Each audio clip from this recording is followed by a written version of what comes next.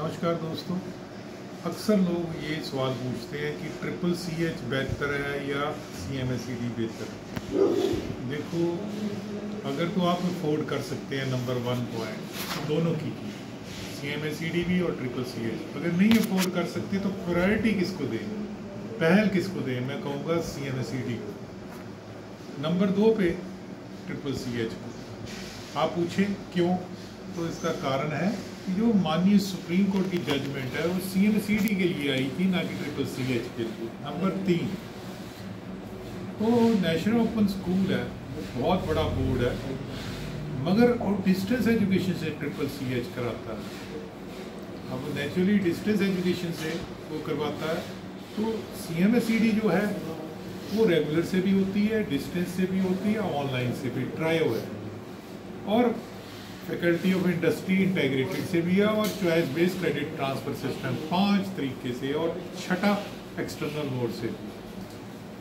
तीसरी चीज, जितनी भी जजमेंट्स मैंने देखी हैं CMSED की, मैंडामस वाली, माननीय सुप्रीम कोर्ट के उस ऑर्डर्स को लेके, वो ज़्यादातर CMSED के फेवर में मैंडामस आई है।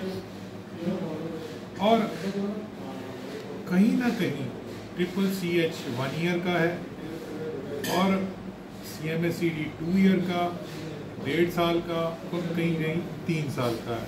ये ड्यूरेशन जो है CCH 1 साल का ही होता है।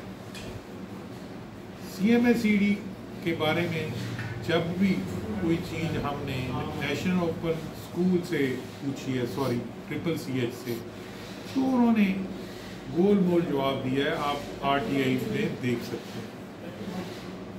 और मैंने देखा है कि स्टूडेंट के लिए जो अपेक्स अथॉरिटी गवर्नमेंट की है वो इतना हेडेक नहीं लेती, क्योंकि उनके पास तो बहुत स्टूडेंट है।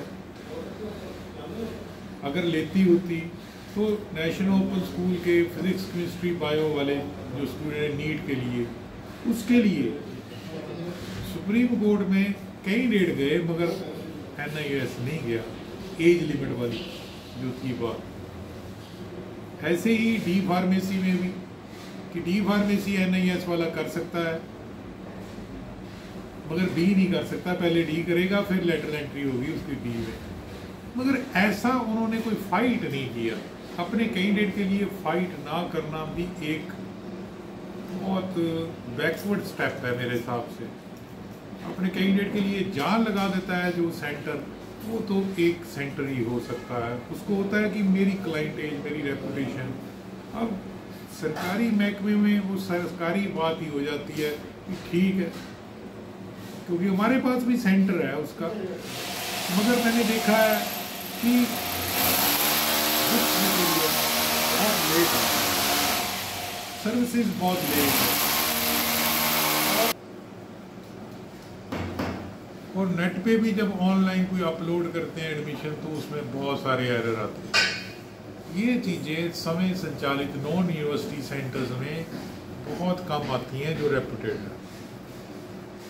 ठीक है, पीछे हमने एक NIOS को RTI डाली थी, उसमें हमने CHD के बारे में पूछा था, सर्टिफिकेट होम्योपैथिक वाले कौन सी दवा यूज़ कर सकते हैं, और इतनी गलत इन्फॉर्मेशन वहाँ पे आ गई। उन्होंने बीच में मॉडर्न सिस्टम मेडिसिन का जिक्र किया। तो दोस्तों, अगर आप अफोर्ड कर सकते हैं तो CCH और CMSED कीजिए। मैं उनके अगेंस्ट नहीं हूँ, मगर जो सच्चाई है आपको बताना चाहता हूँ। ठीक है, आप पैकेज भी ले सकते हैं, कुछ इंस्टीट्यूट पैकेज देते हैं, विलेज इमरजेंसी रिस्पॉन्डर भी देते हैं, बेसिक लाइफ सपोर्ट भी देते हैं, फर्स्ट एड भी देते हैं, रूरल हेल्थ पैरामेडिक भी देते हैं, CCH के साथ CMSED भी देते हैं। तो वो पैकेज भी ले सकते हैं अगर आप अफोर्ड कर सकते हैं। कहीं इलेक्ट्रोपैथी भी साथ में दे देते हैं, तो एक के साथ कहीं 4 देते हैं, कहीं एक के साथ 5, कोई एक के साथ 1 देता है। तो ये डिपेंड करता है उस सेंटर के कि वो कितना वर्सेटाइल और डायनेमिक है। ठीक है जी। अब दिवाली बोनैंजा दे रहे हैं कहीं बम्पर ऑफर, तो उसमें एक कोर्स के साथ कहीं दे रहे हैं कोर्स, विलेज इमरजेंसी रिस्पॉन्डर दे रहे हैं, रूरल हेल्थ पैरामेडिक दे रहे हैं, जिसको RAHMP भी कहते हैं। तो ऐसी चीज़ें हैं जो कि आपके सामने पेश होती है।